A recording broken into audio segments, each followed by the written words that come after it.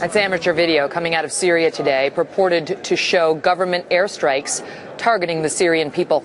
An estimated 30,000 people have been killed since the war there began. It's basically a civil war now, nearly 2 years ago. And while the growing questions over Libya are grabbing most of the media attention these days, my next guest says there is a much bigger scandal in Syria in the form of an alleged weapons pipeline to Al-Qaeda that we are providing. Here to explain, Washington Post columnist Mark Thiessen. He's a former speechwriter for President George W. Bush and a fellow at the American Enterprise Institute. So I just want to be clear. Focus now on Syria. Bashar Assad is massacring his own people and has been doing it for almost 2 years now. Vice President Biden gets asked about this at the vice presidential debate because there's been a lot of criticism about how we, the world superpower, is sitting back and doing relatively nothing as little babies are literally being executed, murdered. Little kids are being tortured, and we've done almost nothing. He gets asked about it, and this is what he said in part. Stand by. We are working hand and glove with the Turks, with the Jordanians, with the Saudis, and with all the people in the region, attempting to identify the people who deserve the help so that when Assad goes, and he will go, there will be a legitimate government that follows on, not an al-Qaeda-sponsored government that follows on. And you say that was blatantly untrue, and you claim the New York Times backs you up. Explain.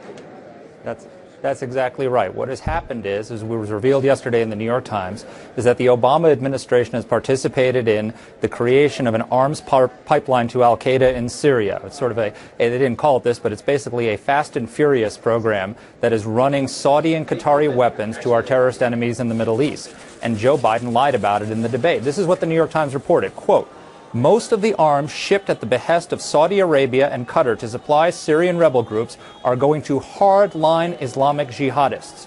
They quoted an American official saying, "The opposition groups that are receiving the most of the lethal aid are exactly the ones we don't want to have it." And most importantly, they write, quote, "President Obama and other senior officials are aware of the diversions from classified assessments of the Syrian conflict." So what that means is that this program, which was designed to help the Syrian rebels, the good elements of the Syrian rebels, has gone completely awry. The weapons are going to Al-Qaeda and its allies in Syria, and the Obama administration knew that this was the case.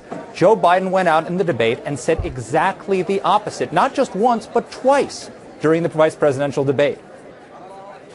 Why would he do that? I mean, now I've read the New York Times article, and everybody can read it. It's called Rebel Arms Flow is said to benefit jihadists in Syria. Here it is right here, and it's dated October 14th, 2012. All right, so you can read it for yourself. Mm-hmm. It says exactly what Mark just says it says.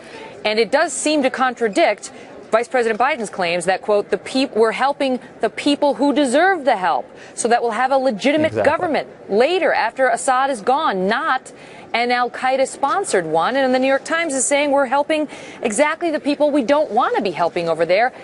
How? How does this happen?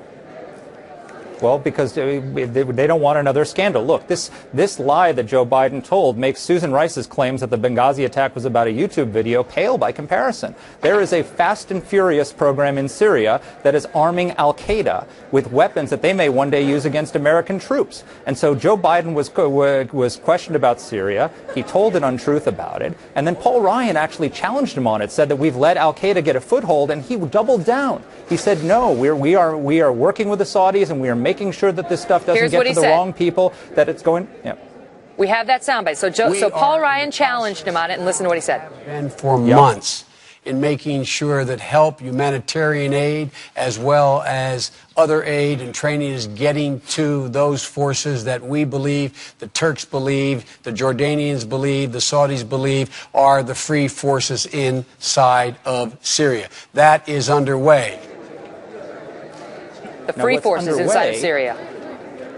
What's underway is that, according to the New York Times, that the weapons are going to, quote, and this is the New York Times' quote, hardline Islamic jihadists, quote. And it was the New York Times, not me, the New York Times that said President Obama and senior officials are aware of the diversions because they've been briefed on the classified intelligence assessments. Now, Joe Biden is Obama's point man on the Middle East. It is beyond belief that he would not be aware of these assessments. So if Mark, let me jump in. What he may have been trying to say, what he may have been trying to say is, look, we've got this program by which we are attempting to help the good guys to the extent we can identify them in Syria. Well, the New York Times seems to be reporting that our efforts are facing some difficulty. We don't ship this stuff directly to them. We use our allies, and our allies are not that reliable, as it turns out. But what he said was, it left the clear impression, the way he phrased it, that we are doing this, that there's a program underway, we're working with our allies, we're shipping these weapons to the right people, and quite frankly, that would be the right thing to do.